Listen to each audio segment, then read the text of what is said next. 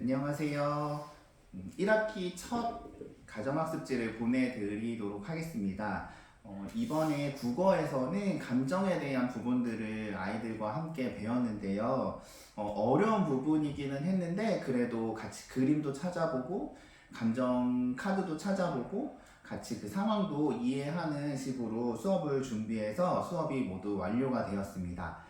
그래서 책처럼 만들어서 이번에 보내드릴 건데요. 총 아이들 수준에 따라서 세 가지로 나눠서 보내드리려고 합니다. 먼저 잠깐 소개해드리면은 감정을 나타내봐요 라고 하는 책처럼 만들어서 보내드릴 건데 이름을 쓸 수 있는 부분은 이름을 쓰시고 첫 번째로 그림과 그 다음 감정 카드를 똑같은 걸 찾을 수 있는 친구들은 이렇게 똑같은 걸 찾아서 붙이고 그 다음 기쁘다라고 하는 단어도 같은 단어를 찾아서 붙일 수 있는 친구들은 이렇게 붙임딱지를 찾아서 붙이는 활동으로 준비를 했습니다. 그래서 감정 카드나 아니면 상황 카드들을 너무 많은 카드를 주시는 것보다는 한 2개에서 3개 정도의 카드를 깔아주시고 아이들이 같은 카드를 찾을 수 있도록 해주시면 너무 좋을 것 같습니다.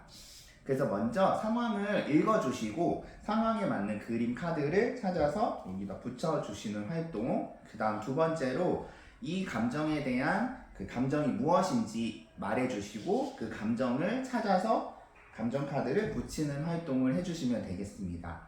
그리고 글자를 이제 같은 글자를 찾을 수 있는 친구들 같은 경우에는 글자와 글자를 같은 거를 찾아서 여기에 이렇게 감정 단어를 찾아서 붙이는 것까지 해주시면 되겠습니다.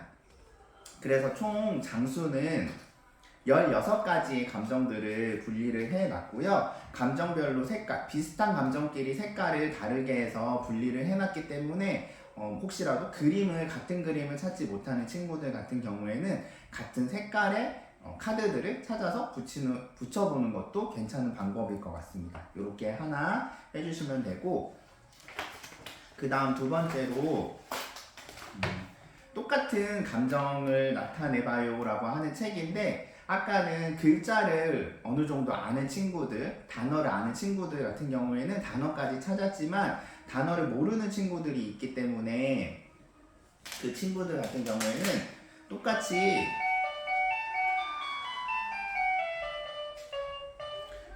감정 카드랑 상황 카드들을 2개에서 3개 정도 깔아주시고 거기에서 같은 그림을 찾도록 해주시면 되겠습니다.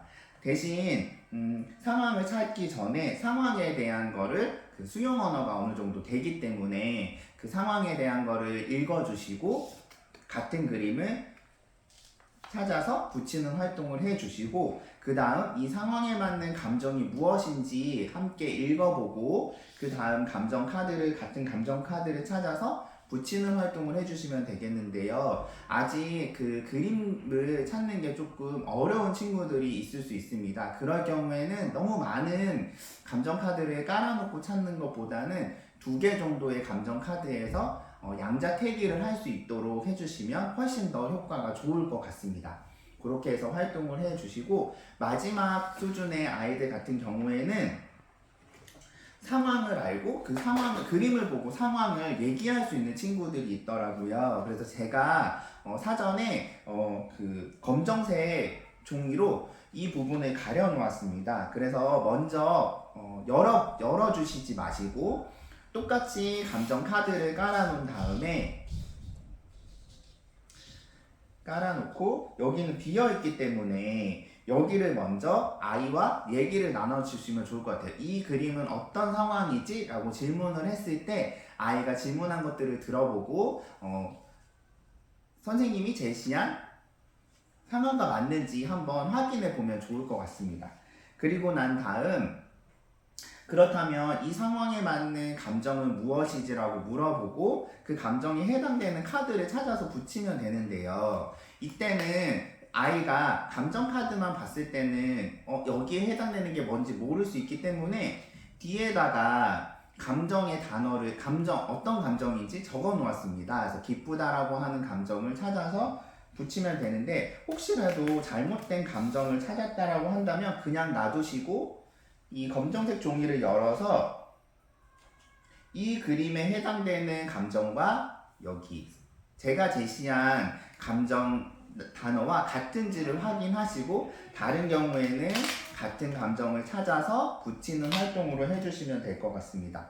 그리고 난 다음에 네모칸을 제가 비워 놓았는데요. 네모칸에다가는 한번 글자를 써볼 수 있도록, 문장을 써볼 수 있도록 만들어 놓았기 때문에 문장을 적어 주시고, 단 연필로 적으면 여러 번 반복해서 적을 수 있기 때문에 연필로 적고 지우고 이렇게 해서 반복해서 여러 번 해주시면 될 것 같습니다.